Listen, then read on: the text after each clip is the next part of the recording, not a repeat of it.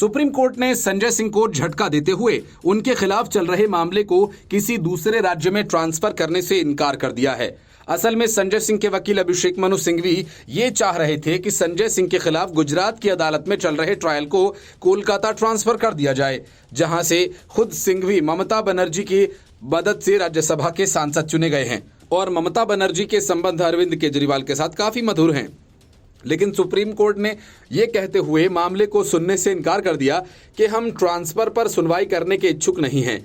लेकिन supreme court ने Gujarat university की ओर से किए गए आपराधिक मानहानि केस में संजय सिंह को तत्काल राहत दे दी। सर्वोच्च अदालत ने उनके खिलाफ ट्रायल पर फिलहाल रोक लगा दी है। सुप्रीम कोर्ट ने गुजरात हाई कोर्ट से कहा कि सांसद की स्टे या अंतरिम राहत वाली अपील पर 4 सप्ताह के भीतर फैसला किया जाए। BR गवई और संदीप मेहता की पीठ ने यह आदेश देते हुए संजय सिंह की उस अपील को खारिज कर दिया जिसके तहत उन्होंने ट्रायल को दूसरे राज्य में ट्रांसफर करने की अपील की थी। बेंच ने कहा कि हम ट्रांसफर पिटीशन पर विचार करने के इच्छुक नहीं हैं, लेकिन हाईकोर्ट से गुजारिश करते हैं स्टे की अपील या कम से कम अंतरिम राहत पर 4 सप्ताह के भीतर सुनवाई करे। कोर्ट ने आदेश में आगे कहा कि जब तक हाईकोर्ट अंतरिम राहत देने या खारिज करने पर विचार करे, ट्रायल कोर्ट में जारी कार्रवाई को रोका जाए। मानहानि केस में संजय सिंह के साथ दिल्ली के मुख्यमंत्री अरविंद केजरीवाल का नाम भी आरोपी के तौर पर शामिल है। पिछले साल 28 दिसंबर को गुजरात में स्थानीय अदालत ने संजय सिंह को ट्रायल में प्रस्तुत होने को कहा था। हालांकि कोर्ट ने बताया था कि उन्हें दिल्ली के कथित शराब घोटाला और मनी लॉन्ड्रिंग में गिरफ्तार किया गया। संजय सिंह की ओर से कोर्ट में पेश हुए वरिष्ठ अधिवक्ता अभिषेक मनु सिंघवी ने कहा कि मंशा यह है कि मुझे दोषी करार देकर अयोग्य करार दे दिया जाए, जबकि मेरी स्टे की अपील गुजरात हाई कोर्ट के सामने लंबित है। मैंने गुजरात यूनिवर्सिटी पर एक शब्द भी नहीं कहा और यूनिवर्सिटी इस केस में शिकायत करता है। बेंच ने सिंघवी से कहा कि यदि अयोग्य ठहराने का आदेश पारित किया जाता है तो कोर्ट इस बात को देखने के लिए हम हाई कोर्ट को निर्देश देंगे मामले पर 1 महीने में फैसला लें, नहीं तो ट्रायल प्रक्रिया पर तब तक रोक रहेगी जब तक संजय सिंह हिरासत में हैं। मानहानि मामले में आरोप व्यक्ति को बढ़कर सुनाया जाना चाहिए। सिंघवी ने कहा यूनिवर्सिटी राज्य सरकार की ओर से वित्त पोषित है और केंद्र सरकार के नियंत्रण में। बेंच ने कहा कि आपको जज पर आशंका क्यों होनी चाहिए। सिंघवी ने जवाब दिया कि ये पूरे सिस्टम की बात है। याचिका में मैंने इसे कोलकाता ट्रांसफर करने की अपील की है या कहीं और भी किया जा सकता है। मैंने कोलकाता कहा क्योंकि यह वह राज्य है जहां मेरी पार्टी नहीं जुड़ी है। संजय सिंह और अरविंद केजरीवाल के खिलाफ मानहानि केस गुजरात यूनिवर्सिटी ने किया है, जिससे पीएम मोदी की डिग्री को लेकर टिप्पणी को अपने खिलाफ अपमानजनक बताया था। अप्रैल 2016 में गुजरात हाईकोर्ट ने से इस मामले में एक आदेश पर बाद टिप्पणी की गई थी।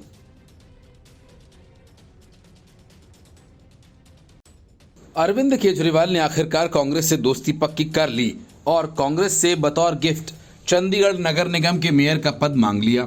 अब कांग्रेस और आम आदमी पार्टी एक साथ मिलकर मेयर डिप्टी मेयर का चुनाव लड़ेगी, लेकिन कांग्रेस से ये दोस्ती आम आदमी पार्टी के नेताओं को रास नहीं आई और पार्टी में थोक के भाव से इस्तीफे आ गए।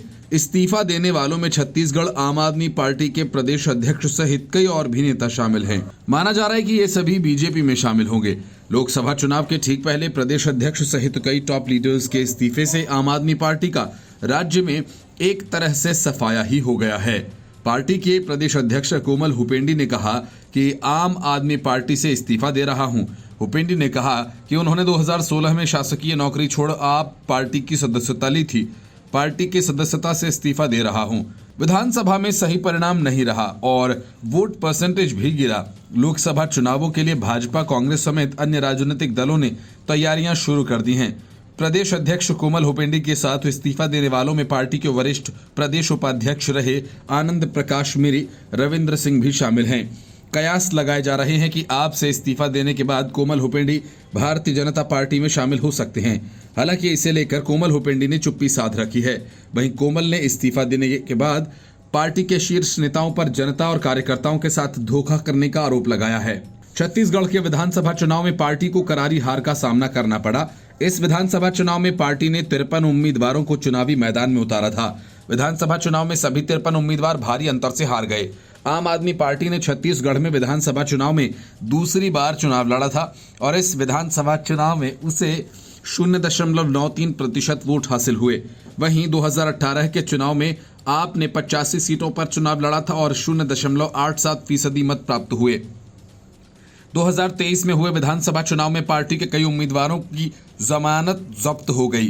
प्रदेश अध्यक्ष रहे कोमल हुपेंडी ने भानु प्रतापपुर सीट से चुनाव लड़ा था, लेकिन उन्हें करारी हार का सामना करना पड़ा।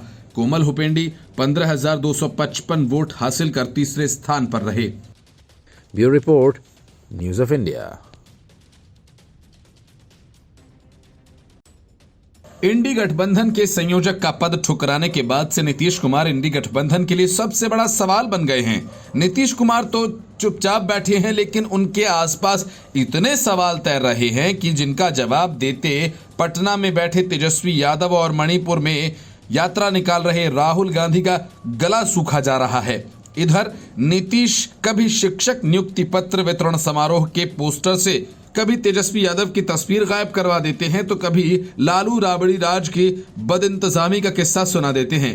उनकी पार्टी के नेता सीट बंटवारे का काम पूरा नहीं कराने को लेकर कांग्रेस पर लगातार हमलावर हैं। इन सब के बीच नीतीश कुमार के पाला बदलने की खबरें माना जा रहा है कि इन सारी बातों का जवाब 22 जनवरी को मिल सकता है। अगर प्राण प्रतिष्ठा कार्यक्रम में नीतीश शामिल हुए तो विपक्षी गठबंधन में भगदड़ मचना तय है। इसी वजह से तेजस्वी यादव से लेकर राहुल गांधी से ये सवाल बार बार पूछा जा रहा है, क्या नीतीश कुमार इंडिया गठबंधन छोड़कर एनडीए का रुख कर सकते हैं? ये सवाल जैसे ही राहुल गांधी से पूछा गया वे भड़क गए। इसके बाद एक बार फिर उन्होंने मीडिया पर सवाल उठाने शुरू कर दिए। राहुल गांधी इन दिनों न्याय यात्रा पर हैं। मणिपुर के कोहिमा में उन्होंने कहा कि इंडिया गठबंधन काफी बेहतर स्थिति में है। आने वाले लोकसभा चुनाव में वह अच्छी लड़ाई लड़ेगा और चुनाव भी जीतेगा। इस दौरान राहुल गांधी से पूछा गया कि आप गठबंधन को अच्छी हालत में बता रहे हैं, जबकि नीतीश कुमार ने संयोजक का पद ठुकरा दिया। राहुल गांधी से पूछा गया था कि पिछली बैठक में संयोजक का मुद्दा उठा और नीतीश कुमार ने इसे ठुकरा दिया। इस दौरान नीतीश ने कहा कि ममता बनर्जी इस पर सहमत नहीं है। क्या आप लोगों को आशंका है कि नीतीश कुमार आने वाले दिनों में गठबंधन को छोड़कर एनडीए में शामिल हो सकते हैं? इस पर राहुल ने ना में सिर हिलाया और कहा कि फ्रैंकली बोलूं तो मीडिया इन चीज़ों को बहुत ओवरफ्लो करता है। उन्होंने कहा कि जिस तरह से बातचीत होती है, जो ह्यूमर होता है, भाईचारा होता है, उसको बताया नहीं जाता। मीडिया एक चीज को उठाकर मेन मुद्दा ही बना देता है। राहुल गांधी ने कहा कि गठबंधन के नेताओं के बीच आपसी समझदारी और सम्मान है। उन्होंने कहा कि इस गठबंधन का मूल उद्देश्य भाजपा के खिलाफ लड़ाई है। मुझे पूरा विश्वास है कि हम सब एक रहते हुए भाजपा के खिलाफ चुनाव लड़ेंगे और जीतने में भी कामयाब होंगे। बीते दिनों गठबंधन की बैठक में नीतीश कुमार को संयोजक और मल्लिकार्जुन खड़गे को अध्यक्ष बनाया गया था। हालांकि नीतीश ने संयोजक पद को लेने से इनकार कर दिया। उसके बाद कहा जा रहा था कि नीतीश गठबंधन से नाराज हैं। अटकलें तो यहां तक भी लगाई जा रही थीं कि वह एक बार फिर से पाला बदल सकते हैं। इसी वजह से तेजस्वी यादव भी इस सवाल पर भड़क गए और इसके लिए बीजेपी पर आरोप लगाने लगे। उन्होंने कहा कि बीजेपी ही इस तरह की अफवाहें फैलाती है, जबकि हकीकत यह है कि हमारा गठबंधन काफी मजबूत और एकजुट है और बिहार में बीजेपी की दाल नहीं गलने वाली। Bureau report, news of India. Tihar jail में कैदियों से प्रोटेक्शन मनी लेने के मामले में सुकेश चंद्रशेखर ने सत्येंद्र जैन के साथ व्हाट्सएप चैट के स्क्रीनशॉट सीबीआई को सौंप दिए हैं। सुकेश ने इसके साथ ही सीबीआई और एलजीवी सक्सेना को लिखे अपने शिकायती पत्र में सत्येंद्र जैन, अरविंद केजरीवाल और तिहाड़ जेल के पूर्व डीजी संदीप गोयल को बतौर रिश्वत करोड़ों रुपए दिए हैं। सुकेश ने एक शिकायत सीबीआई को दी है, जिसमें सत्येंद्र जैन, अरविंद केजरीवाल और संदीप गोयल के खिलाफ ये शिकायत है। शिकायत के साथ उसने सत्येंद्र जैन के चैट्स के 3 स्क्रीनशॉट्स लगाए हैं, जो सत्येंद्र जैन के सुकेश के साथ बातचीत के हैं। सत्येंद्र जैन के साथ सुकेश के व्हाट्सएप चैट का स्क्रीनशॉट सामने आने के बाद आम आदमी पार्टी में खलबली मच गई है। ईडी पहले ही शराब घोटाला मामले में अरविंद केजरीवाल को समन भेज रही है और लोकसभा चुनावों से पहले अब ये प्रोटेक्शन मनी का मामला उठकर खड़ा हुआ है। इसके अलावा दूसरी शिकायत एलजी को दी गई है, जिसमें जांच की बात कही गई है। इसी शिकायत में सुकेश चंद्रशेखर ने दावा किया कि उसे लगातार सत्येंद्र जैन और अरविंद केजरीवाल के लोगों के द्वारा शिकायत वापस लेने के लिए कहा जा रहा है और जान से मारने की धमकी दी जा रही है। सीबीआई को लिखी चिट्ठी में सुकेश ने दावा किया कि उसने 10 करोड़ रुपए जेल प्रोटेक्शन मनी के नाम पर सत्येंद्र जैन को दिए। उपराज्यपाल बीके सक्सेना ने ठग सुकेश चंद्रशेखर द्वारा दिल्ली के मुख्यमंत्री और आप नेताओं के खिलाफ की गई शिकायत केंद्रीय गृह मंत्रालय के पास भेज दिया है। सुकेश ने वकील के माध्यम से उपराज्यपाल को पत्र लिखकर यह आरोप लगाया था कि आम आदमी पार्टी के नेता ये दबाव बना रही हैं कि उनके खिलाफ दिए गए बयानों को वापस ले लें। उसने यह भी कहा था कि उनके वकील अनंत मलिक को धमकी भरे फोन कॉल्स आ रहे हैं। फोन करने वाले की पहचान दिनेश मुखिया के रूप में हुई है। वो ये भी धमकी दे रहा है कि दिल्ली के मुख्यमंत्री अरविंद केजरीवाल और सत्येंद्र जैन के खिलाफ बयान वापस नहीं लिए तो उसके खाने में जहर मिला दिया जाएगा। उपराज्यपाल को अपने वकील द्वारा भेजे गए शिकायती पत्र में सुकेश ने यह भी अनुरोध किया है कि उन्हें मंडोली जेल से दिल्ली से बाहर किसी और जेल में भेज दिया जाए जो आम आदमी पार्टी के नियंत्रण में न हो। इस मामले में दिल्ली के उपराज्यपाल सचिवालय ने आगे की आवश्यक कार्रवाई के लिए दिल्ली सरकार के गृह विभाग को भेजा था। इसके जवाब में दिल्ली सरकार के गृह विभाग ने सिफारिश की कि इस पूरे मामले को भारत सरकार के गृह मंत्रालय को भेज दिया जाए। सुकेश ने अपने पत्र में ये भी लिखा है कि जब तक उन व्यक्तियों के खिलाफ जांच पूरी नहीं हो जाती तब तक दिल्ली की आम आदमी पार्टी की सरकार द्वारा प्रशासित दिल्ली की जेलों से किसी अन्य राज्य की जेल में स्थानांतरण कर दिया जाए जो आम आदमी पार्टी सरकार के अधीन न हो। Bureau report, news of India. Prakash Ambedkar ने उद्धव ठाकरे की शिवसेना यूबीटी से गठबंधन तो कर लिया, लेकिन एमवीए में उनकी एंट्री को लेकर शरद पवार और कांग्रेस दोनों ने अब तक हरी झंडी नहीं दिखाई।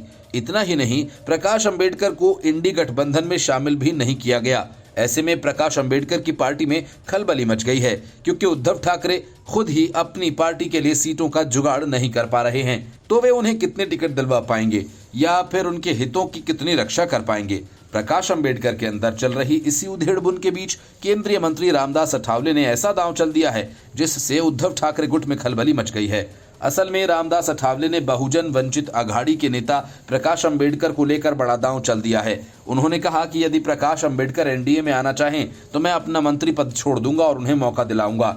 इसके अलावा उन्होंने कहा कि मैं भाजपा से बात करके उनके लिए अकोला लोकसभा सीट भी छोड़ने को कहूंगा। अठावले ने अपील की है कि दलित नेता प्रकाश अंबेडकर को पीएम मोदी का समर्थन करना चाहिए जो विकास की राजनीति कर रहे हैं। पीएम मोदी का एकमात्र एजेंडा देश का विकास करना है। अठावले ने अकोला दौरे में ये बात कही। उन्होंने कहा कि एनडीए के दरवाजे प्रकाश अंबेडकर के लिए हमेशा खुले हैं। प्रकाश अंबेडकर संविधान निर्माता भीमराव अंबेडकर के पुत्र हैं।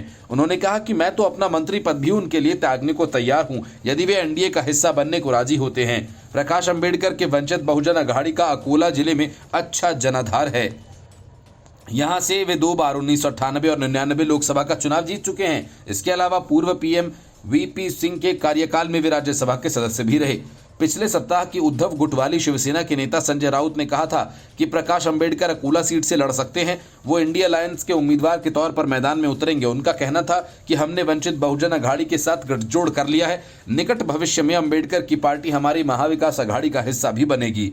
वहीं अंबेडकर का कहना है कि हम गठबंधन में तभी आएंगे जब चारों साझीदारों के बीच समान रूप से सीटों का बंटवारा किया जाए। उनका कहना है कि शरद पवार की एनसीपी, उद्धव गुट की शिवसेना, कांग्रेस और वंचित बहुजन अघाड़ी हालांकि इस समझौते के लिए कांग्रेस और उद्धव गुट तैयार नहीं दिख रहे। इस बीच अठावले ने कहा कि अंबेडकर को इंडिया अलायंस के बजाय एनडीए के संग आना चाहिए। हमारा गठबंधन आम आदमी के हित में है और पीएम नरेंद्र मोदी के विकास के एजेंडे का समर्थन करता है। फिलहाल अकोला सीट पर भाजपा का कब्जा है। यहां से उनके सीनियर नेता संजय धोत्रे सांसद हैं और लगातार 4 बार से जीत रहे हैं। फिलहाल उनकी तबीयत खराब है और माना जा रहा है कि इस बार उन्हें भाजपा की ओर से मौका नहीं मिलेगा। Bureau report, news of India. शराब घोटाला मामले में फंसे अरविंद केजरीवाल पर एक और बड़ी मुसीबत आ गई है। अपने लिए आलीशान बंगला बनाने के लिए केजरीवाल ने 20 से ज्यादा पेड़ कटवा डाले थे और दिल्ली आर्ट कमीशन से कोई इजाजत भी नहीं ली थी। पर्यावरण के नियमों की अवहेलना करने के मामले में एनजीटी ने दिल्ली सरकार पर 10 और पीडब्ल्यूडी विभाग पर 15,000 का जुर्माना ठोक दिया। वजह ये कि केजरीवाल सरकार ने मांगे जाने के बावजूद एनजीटी को अपना जवाब नहीं दिया। एनजीटी ने 9 मई 2023 को सुनवाई करते हुए दिल्ली सरकार को नोटिस जारी किया था। एनजीटी ने आरोपों की सत्यता की जांच के लिए 4 सदस्यीय संयुक्त कमेटी का गठन किया था। इस कमेटी में दिल्ली के मुख्य सचिव, दिल्ली के पर्यावरण और वन विभाग के प्रधान सचिव, दिल्ली अर्बन आर्ट कमीशन के प्रतिनिधि और उत्तरी दिल्ली के जिलाधिकारी को रखा गया था। एनजीटी ने कमेटी को निर्देश दिया था कि अगर मुख्यमंत्री के नए बंगले के निर्माण में पर्यावरण नियमों का उल्लंघन किया गया हो तो उचित कानूनी कार्रवाई की जाए। ये याचिका नरेश चौधरी ने दायर की है। याचिकाकर्ता की ओर से वकील गौरव कुमार बंसल ने कहा कि मुख्यमंत्री के नए बंगले के निर्माण में पर्यावरण नियमों की अनदेखी की गई है। 20 से ज्यादा पेड़ों को काटा गया है। इस निर्माण के लिए दिल्ली अर्बन आर्ट कमीशन की स्वीकृति लेना होती है। दिल्ली अर्बन आर्ट कमीशन ने इस निर्माण की स्वीकृति नहीं दी थी, लेकिन बिना उसकी स्वीकृति के ही ये निर्माण कराए गए। ऐसा करना दिल्ली नगर निगम कानून का उल्लंघन है। अरविंद केजरीवाल के सरकारी आवास के रिनोवेशन के नाम पर पुराने बंगले को तोड़कर नया बंगला बना दिया गया और इस पूरे काम में करीब 52 करोड़ का खर्च कर दिया गया। बंगले को बड़ा बनाने के लिए आसपास की इमारतों को भी तोड़ा गया और सबको इसी बंगले में मिला दिया गया। और बड़ी बात यह कि सारा खेल चुपके से किया गया। इस मामले की जांच सिर्फ एनजीटी ही नहीं, कई दूसरी एजेंसीज भी कर रही हैं। Bureau report, news of India.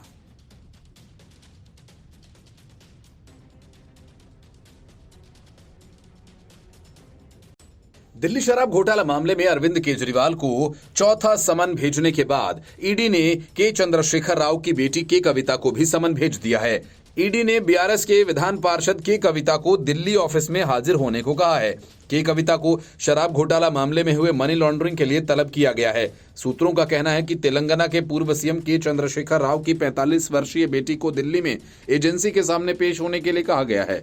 हालांकि सूत्रों ने कहा कि वो एजेंसी के सामने पेश नहीं हो सकती हैं और उन्होंने एक ईमेल के माध्यम से जांच अधिकारी को अपना निर्णय बता दिया। की कविता को आशंका है कि पूछताछ के बाद ईडी उन्हें गिरफ्तार कर सकती है, इसलिए उन्होंने पेश होने से अरविंद केजरीवाल की तरह इनकार कर दिया। की कविता के वकील नितेश राणे ने बताया कि सुप्रीम कोर्ट का एक आदेश है जिसमें कहा गया ईडी इस मामले में की कविता को समन नहीं कर सकती। ईडी सूत्रों ने कहा कि बीआरएस नेता को पिछले साल सुप्रीम कोर्ट से अस्थायी राहत मिली थी, जो अब मान्य नहीं है।